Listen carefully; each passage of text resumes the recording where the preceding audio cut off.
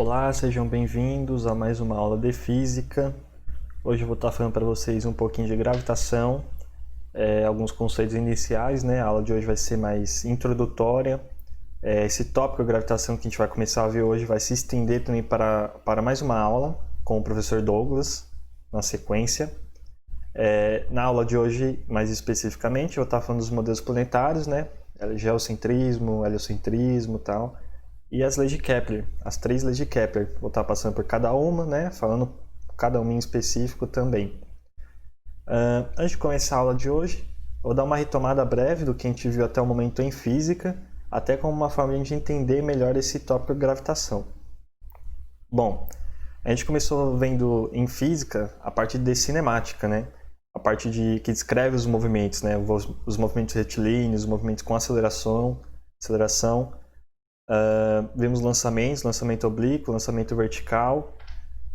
Passamos depois a dinâmica para entender as causas desses movimentos, né? Vimos as leis de Newton, diagramas de corpos, alguns tipos de força, o conceito, né, de força também. Vimos também alguns conceitos de fluidos, a lei de Pascal, a lei de Steven, empuxo também.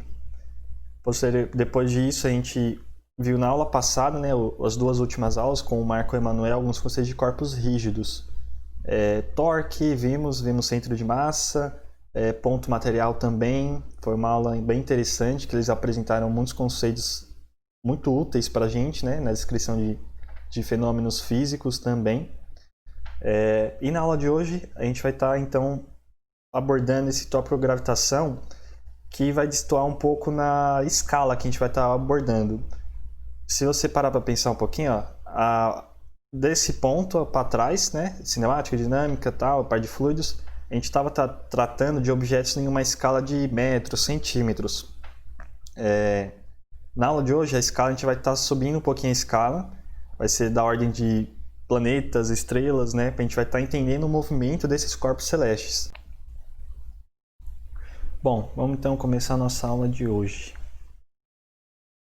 Tá. Antigamente, esses fenômenos astronômicos, né, ocorriam também. Tal que aqui eu coloquei uma imagem para vocês, é uma placa babilônica que descreveu a passagem do cometa Halley, no ano de 164 a.C. Então, já nessa época, já tinha uma certa preocupação, digamos, com esses fenômenos, principalmente entender o porquê. Eles conseguiam relacionar isso com os períodos de estiagem, né? Secas, enchentes de rios. Isso era feito pelos astrólogos da época.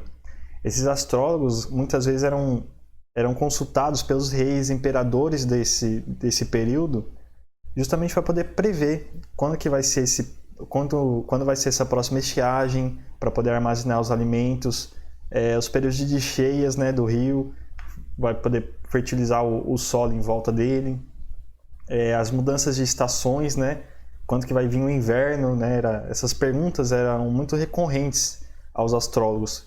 Esses astrólogos, eles relacionavam, né, essas observações que faziam de estrelas, planetas, com situações cotidianas. E isso a gente tem até hoje, né? Que é a astrologia. Só que a astrologia hoje a gente sabe, tem prós, entende que é uma pseudociência. Só que esses astrólogos da época deram origem aos astrônomos e à astronomia também, como conhecemos hoje. Principalmente pelo fato deles conseguirem fazer essas observações, né? Darem início, esse pontapé inicial nas observações astronômicas. Tendo isso em mente, começaram a surgir perguntas, né? Por que o Sol permanece mais tempo no céu no verão do que no inverno? Por que tem um certo período entre as estações do ano, né? Verão, inverno, tal. Por que a Lua está variando sua forma, né? Suas fases, como a gente conhece? Minguante, nova, né? Então essas perguntas acabaram se tornando recorrentes conforme eles foram observando, né, mais frequentemente. E essas perguntas a gente foi obtendo as respostas ao longo desses anos. Um primeiro modelo a tentar explicar esse aglomerado, né, de observações que eles tinham, eles observavam, né, passagem de cometas, tal, os planetas, né, eles percebiam outros planetas, o Sol, e tentavam relacionar isso tudo. O primeiro modelo que foi proposto é o modelo geocêntrico. Esse modelo geocêntrico, muitos livros, né, a gente vê que foi proposto por Ptolomeu, né? Ptolomeu que criou ele, né, digamos assim. Só que teve um grego, né, sempre os gregos, né, que propôs esse modelo há um tempinho antes dele. Mas vamos considerar aqui que ele foi proposto por Ptolomeu. Não é o intuito a gente saber a cronologia do surgimento dessa ideia. Ptolomeu então propôs o quê? A Terra deveria ocupar então uma posição central no universo e todos os outros corpos celestes, planetas, estrelas, cometas estariam orbitando nós, aqui na Terra, certo?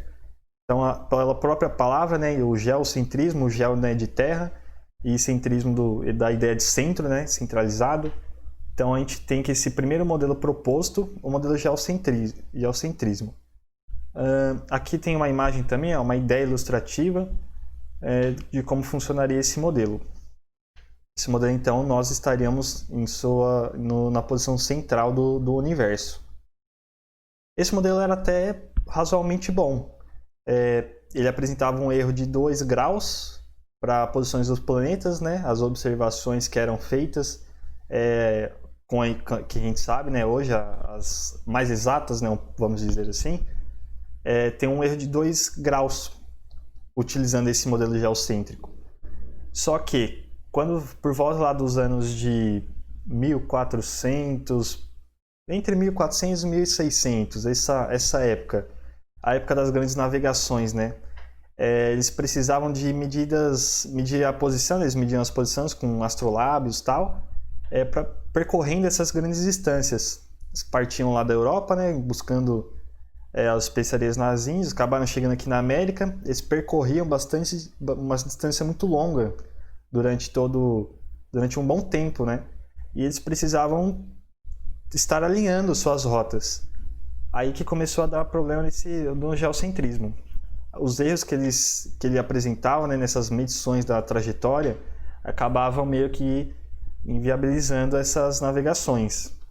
Então esse é um dos pontos que favoreceu o abandono do geocentrismo enquanto teoria. Assim, foi proposto o heliocentrismo por Nicolau Copérnico. Isso também graças aos desenvolvimentos da época. Que tipo de desenvolvimento? O próprio telescópio. Com medidas mais precisas, a gente consegue ter uma teoria, né, uma abordagem melhor dessas observações. Né? A gente tem essas observações eram mais acuradas, digamos. Nesse sistema heliocêntrico, quem estaria nesse centro, né, do universo seria o Sol. Se encontraria no centro e teriam os planetas orbitando o Sol, a nossa estrela do sistema solar, certo? Aqui embaixo de mim, novamente, tem um gifzinho, ó. O sistema heliocêntrico, a ideia é bem ilustrada por esse gif. Temos o Sol ali na posição central, né? Os planetas orbitando, Júpiter, Saturno, Urano, a própria Terra. A ideia básica, então, do heliocentrismo é essa. Copérnico, então, ele propôs esse modelo, mas ele acabou utilizando também essas medições antigas. Tycho Brahe também, um outro astrônomo que recebeu incentivo até de reis para poder fazer seus estudos, né, acabou favorecendo maior precisão aos modelos. Então, eles faziam muitas observações, né, desenvolvendo melhores equipamentos, né, conforme passam os anos, acurando melhor, né, dando uns ajustes nas teorias. Só que o heliocentrismo ainda não estava completo, tinha alguns errinhos lá, alguns problemas que eles verificavam pelas observações. Aí que entrou Johannes Kepler, que foi aluno do Tycho Brahe.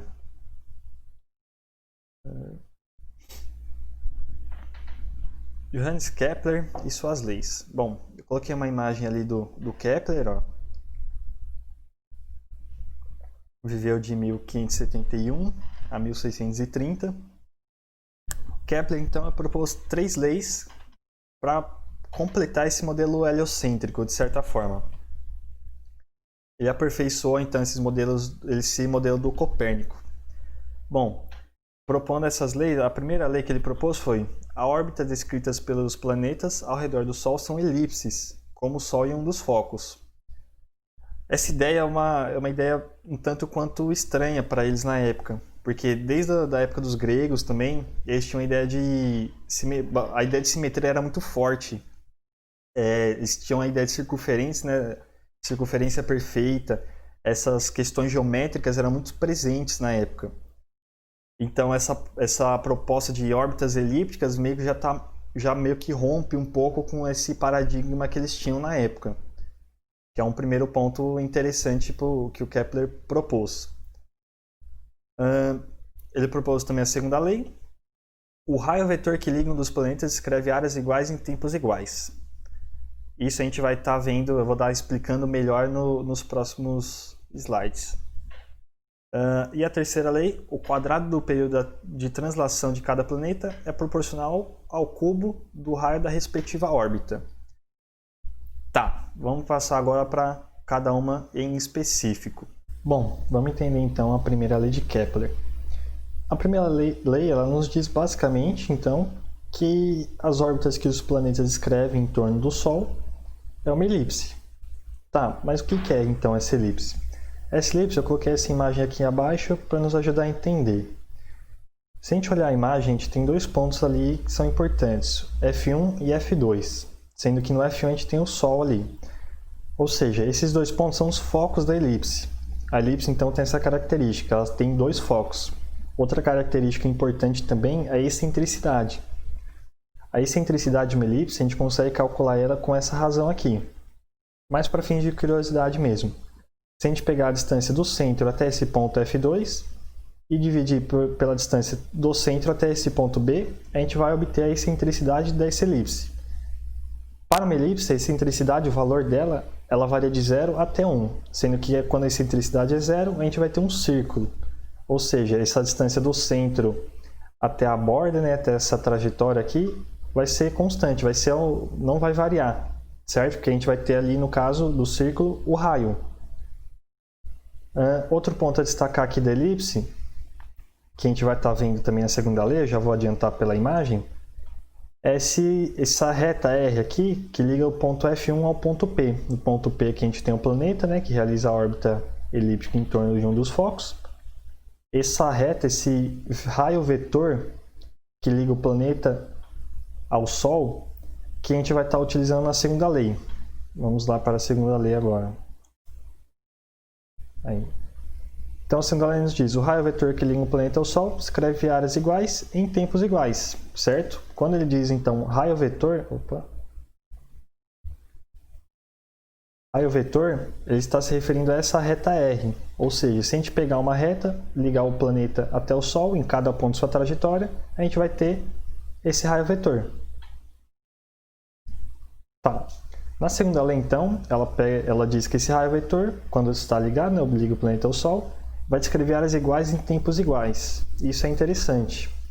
Aqui tem essa imagem que eu coloquei. Ó. Se a gente pegar esses 4 pontos na trajetória elíptica, do lado esquerdo aqui, ó, do A2, né, ligando, e do A1. Ou seja, esse planeta, desse lado direito, vai percorrer essa área A1 inteira durante um mês. Só que nesse mesmo período de tempo, em um mês, ele consegue percorrer essa área A2, que a gente consegue ver aqui, ó, desse lado esquerdo, todos ligando até o Sol, certo? Isso acontece por quê? Porque ocorre uma variação da velocidade ao longo de toda essa trajetória. Aqui tem um gifzinho que nos ajuda a entender isso, ó. Percebe que a gente tem dois pontos, né? Um quando ele está mais perto da sua trajetória, aqui do lado esquerdo, e outro quando está mais afastado, mais longe, do lado direito. Isso, a fim de curiosidade, a gente tem um nome, né, para chamar esses pontos. Quando está mais perto, mais próximo, a gente chama de periélio. Então já tem esse jogo de palavras aí. Quando está mais longe, afélio, de afastado, né? Remete a isso. Quando ele está nesse ponto mais perto, a sua velocidade vai ser maior. Por quê? A sua interação com o Sol vai ser maior. Essa interação a gente vai estar entendendo o que é na próxima aula do professor Douglas. Mas aqui para a gente entende que está tendo algum tipo de interação, certo? Essa interação então é mais intensa nesse ponto. Em contrapartida, nesse ponto mais afastado, no afélio, a gente tem que essa interação é mais fraca. Então a sua velocidade vai ser menor nesse ponto. Ó. Se a gente parar para observar esse vetorzinho, esse vetor vermelho aqui é o vetor velocidade do nosso planeta. No ponto mais afastado, esse vetor tem um módulo, né, sua intensidade diminuída, é reduzida, e sendo que nesse ponto mais próximo, o seu vetor tem a sua magnitude completa, né, sua maior magnitude que ele consegue atingir nessa órbita. Certo? A gente consegue descrever também essa lei matematicamente. Como ela diz que a gente consegue percorrer áreas iguais em tempos iguais, né, os corpos com essa interação com o Sol, matematicamente é isso aqui. Área 1 dividido por ΔT1 e área 2 dividido por ΔT2. Isso porque essa razão da área com o tempo vai nos dar uma constante, que não vai variar para qualquer outro ponto que a gente pegar na órbita. Se eu pegar um ponto aqui em cima e um outro mais afastado dele, e também relacionar com os referidos dele do outro lado, ele vai percorrer essa área em um certo tempo, um certo ΔT. Que para compensar vai ter a mudança, né, de velocidade aqui, devido à sua interação com o Sol. Ele vai estar percorrendo essa mesma área em um mesmo tempo, certo? Então, a segunda lei de Kepler nos diz isso. Bom, então o que nos diz a terceira lei? Ela nos diz que o quadrado do período de translação de cada planeta é proporcional ao cubo do raio da respectiva órbita. Tá, então, se a gente for entender aqui, primeiro vamos entender esse período de translação. Esse período de translação que ele diz, aqui no caso, então o movimento de translação é o movimento que o planeta realiza em torno do Sol. No caso, se a gente pegar o sistema Terra-Sol, é o movimento que a Terra realiza em torno do Sol. Isso é um movimento periódico, se repete a cada certo tempo, no caso 365 dias. Ok? Isso é o que ele quer dizer com período de translação nesse sentido. Também temos esse raio da respectiva órbita, né? Esse raio da respectiva órbita remete àquela ideia do raio vetor. Lembra que liga o planeta ao Sol? Então, se a gente pegar os pontos onde ele está mais afastado e o ponto que ele está mais perto, a gente vai ter uma distância mínima, né? um R mínimo, um raio mínimo, né? Distância mais próxima que ele vai atingir nessa órbita ao Sol. E temos também um raio máximo, onde ele vai ter essa distância máxima que ele vai estar da estrela no caso.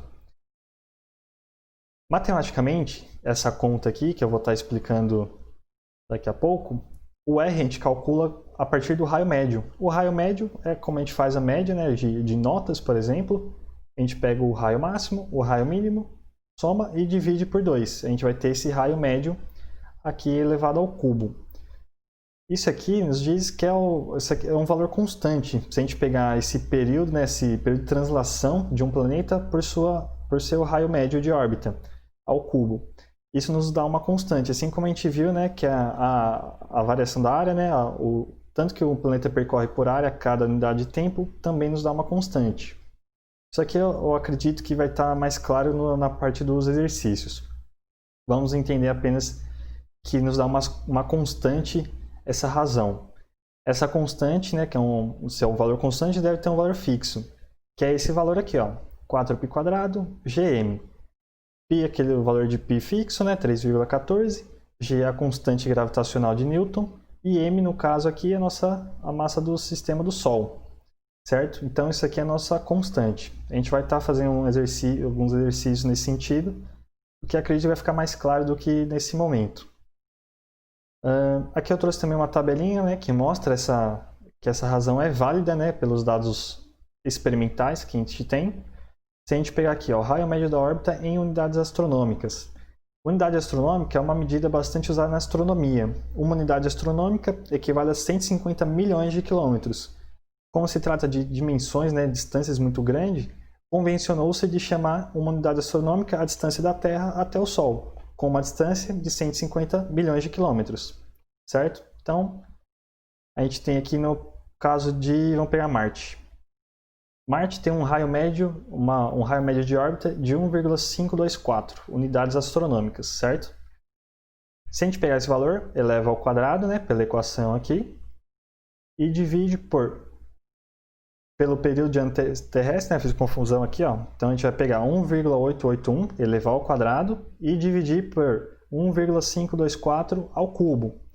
Se a gente fazer esse cálculo, a gente chega no valor de 1, valor exatamente de 1, onde a gente vai verificar para os outros planetas aqui, que acaba se mantendo, né? A gente tem algumas variações aqui, né? 0,99, 1,002, mas isso é referente aos possíveis erros na medida, né? Desses raio médio, dos períodos de ano, certo? Então, a gente vê que essa constância se mostra válida, né? Então, essa equação aqui nos confirma isso que é observado. Bom, agora a gente vai partir aos exercícios para elucidar melhor toda essa teoria que vimos até o momento, certo? Bom, vamos então resolver agora alguns exercícios. Montei essa listinha aqui para vocês, eu vou estar disponibilizando junto com os slides aqui abaixo, né, do vídeo, na descrição. Tentem resolvê-la por inteiro depois, ok? Não tem muitos exercícios, não tem nenhum complicado, certo? Eu vou estar comentando com vocês, eu vou fazer 3 exercícios agora com vocês. Eu vou estar lendo, comentando, mas antes de comentar as respostas, né? Eu peço que vocês pausem o vídeo e tentem responder, a chegar a uma resposta. Ok? Vamos lá então. Exercício 1. O movimento de translação da Terra e a órbita que a mesma realiza em torno do Sol é, respectivamente, A. Periódico, elíptico aproximadamente circular, B. Periódico circular, C. Circular uniforme circular, D. Retilíneo, mas não uniforme oval, E. Circular não uniforme, sem forma definida. Bom, pause e tente chegar a uma conclusão. Certo? Vamos lá então. Bom, na aula a gente viu que o movimento de translação em torno da Terra é um movimento periódico, certo? É um movimento que se repete a cada um certo tempo. No caso da Terra, né, que ele nos diz no enunciado, a gente tem um ano terrestre, ou seja, 365 dias. Ele retoma do ponto onde ele partiu em sua órbita. A gente viu também, pela primeira lei de Kepler, que as órbitas em torno dos planetas são elípticas, que no caso da Terra, a gente tem que ter uma aproximação a sua órbita ser circular, certo? Então, no caso, a questão correta nesse caso é o item A. O movimento de translação periódico com uma órbita elíptica aproximadamente circular, certo? Vamos então para o exercício 2. O exercício 2 nos diz assim: a massa da Terra é aproximadamente 80 vezes a massa da Lua, e a distância entre os centros de massa desses astros é aproximadamente 60 vezes o raio da Terra. A respeito do sistema Terra-Lua, pode-se afirmar que a Lua gira em torno da Terra com órbita elíptica e um dos focos dessa órbita está ao centro de massa da Terra. B. A Lua gira em torno da Terra com órbita circular e o centro de massa da Terra está no centro dessa órbita. C. A Terra e a Lua giram em torno de um ponto em comum, o centro de massa do sistema Terra-Lua, localizado no interior da Terra. D. A Terra e a Lua giram em torno de um ponto em comum, o centro de massa do sistema Terra-Lua, localizado no meio da distância entre os centros de massa da Terra e da Lua. E a Terra e a Lua giram em torno de um ponto em comum, o centro de massa do sistema Terra-Lua, localizado no interior da Lua. Pause o vídeo e tente encontrar a resposta. Vamos resolver então esse exercício 2. Para entender ele, né, para a gente conseguir resolver ele, a gente precisa ter em mente a ideia de centro de massa, né, como que atua, como que esse centro de massa se altera dependendo dos entes desse sistema, no caso a Terra e a Lua. Tanto que essa informação que eles nos deu, né, de 80 vezes a massa da Lua, a massa da Terra, é crucial para entender o exercício. Bom, se a gente for fazer essa análise então do centro de massa, o centro de massa vai estar deslocado próximo da Terra, justamente por ter essa massa 80 vezes maior que a da Lua, correto? Certo? Vou fazer o desenho aqui, a gente tem a Terra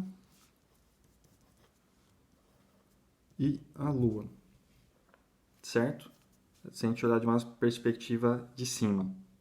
Esse centro de massa ele não vai estar também centralizado, né, no núcleo da Terra, digamos.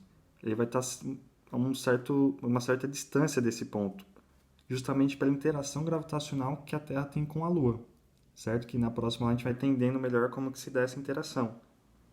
Então, devido a essa massa da Lua, esse centro de massa é deslocado do centro da Terra, mas ele fica no interior da Terra ainda, certo? Então, no caso, a resposta correta que a gente tem aqui é a letra C. A Terra e a Lua giram em torno de um ponto comum, o centro de massa do sistema Terra-Lua, localizado no interior da Terra, certo? Isso também é observado no sistema Terra-Sol. Só que no caso do sistema Terra-Sol, a massa do Sol é muito maior do que a massa da Terra, cerca de milhares de vezes. Então, nesse ponto, a ação que a massa, né, a ação que a massa da Terra realiza sobre a massa do Sol é praticamente insignificante, certo? Nesse caso aqui, então, a gente tem que a resposta certa é a letra C. Bom, vamos para o último exercício. Exercício 3. Ele nos diz assim: o período de Mercúrio em torno do Sol é da ordem de 1/4 do ano terrestre. Vamos anotar isso então. Então ele nos diz que o período de Mercúrio é 1/4 do ano terrestre, certo? O que mais? O raio médio da órbita de Plutão em torno do Sol é 100 vezes maior que o raio médio da órbita de Mercúrio. Então ele nos diz que o raio médio de Plutão, vou chamar de RP, é 100 vezes o raio médio da órbita de Mercúrio, RM, ok? E ele pede para a gente calcular o valor aproximado do período de Plutão em torno do Sol, isso em anos terrestres. Então, a gente vai estar calculando o TP, que é o período da órbita de Plutão, certo? Novamente, tente fazer o exercício, pause o vídeo e a gente retoma. Vamos resolver então o exercício 3. Nesse caso aqui, a gente vai estar utilizando a terceira lei de Kepler, certo? Onde a gente consegue relacionar os períodos das órbitas dos planetas com os respectivos raios médios de sua órbita, certo? No caso, a gente vai estar pegando aqui, ó, como que a gente vai montar essa equação? Ele nos deu o período de Mercúrio, o raio de Plutão, né? E ele quer que a gente ache o período de Plutão. Se a gente relacionar o Mercúrio com Plutão, matematicamente a gente vai encontrar isso aqui, ó.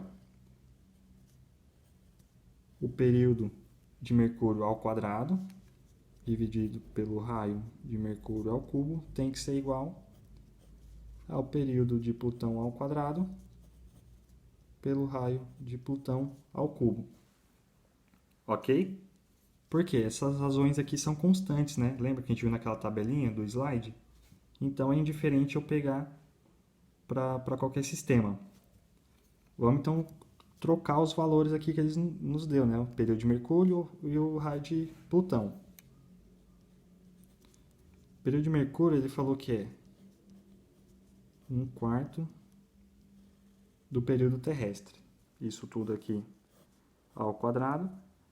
Temos também que o raio de Mercúrio aqui ao cubo. Isso aqui tem que ser igual ao período de Plutão, que é o que a gente quer.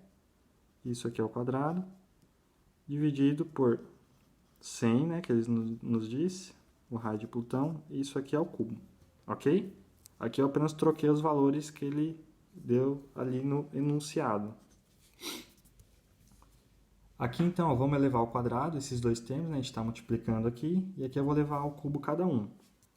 Então a gente vai ter que o período terrestre ao quadrado dividido por 16 dividido por o raio de Mercúrio ao cubo.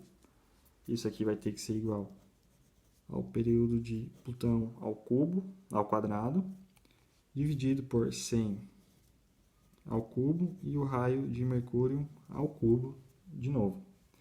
Certo? O que eu vou estar fazendo agora? Eu vou pegar esse termo e vou passar para esse lado da equação. Da mesma forma que eu vou pegar esse outro termo aqui e vou estar jogando aqui. Ok? Matematicamente, a gente podia multiplicar em cima, né, por esse termo aqui e dividir pelo outro do período terrestre, que estaria correto também. Eu vou trocar também, ó, o período terrestre, a gente sabe que é um ano, né? Ó, pelo enunciado, ele nos diz que é o ano terrestre. Como a resposta ele também quer em ano terrestre, aqui a gente acaba colocando 1 no T da Terra. Então a gente vai ter, eu vou copiar a outra parte. Aqui um 16ao, certo? Esse aqui é o período da Terra, 1. Isso aqui vai ser igual ao raio de Mercúrio ao cubo, vezes 100 ao cubo, dividido pelo raio de Mercúrio ao cubo. Olha que legal, aqui vai embora e vamos reescrever essa equação de novo. Então aqui, ó, a gente vai ter que o período de Plutão ao quadrado 1 sobre 16 é igual. Aqui eu vou colocar, ó, 10 à sexta, certo? Por quê? Aqui eu tenho 3 casas decimais. Se eu diminuir aqui, o 100 eu posso reescrever ele como 10 ao quadrado, correto? Como eu tenho a multiplicação dos expoentes, 3 vezes 2 dá 10 à sexta. Certo? Só para não ficar o 100 ao cubo ali meio feio. E aqui eu tenho 1 também. Olha que legal, aqui agora só tem número. O que a gente faz agora? Pega esse valor e joga dividindo 10 à sexta. Fazendo essa conta, a gente chega que o período de Mercúrio, né, vai ter que tirar a raiz quadrada, é 250 anos terrestres. Certo? Qualquer dúvida, deixa aqui nos comentários. Para a aula de hoje, então, é isso. Espero que você tenha gostado. Qualquer dúvida, sugestão ou comentário, deixa aqui na descrição do vídeo, que eventualmente eu responderei. Ok? Até mais!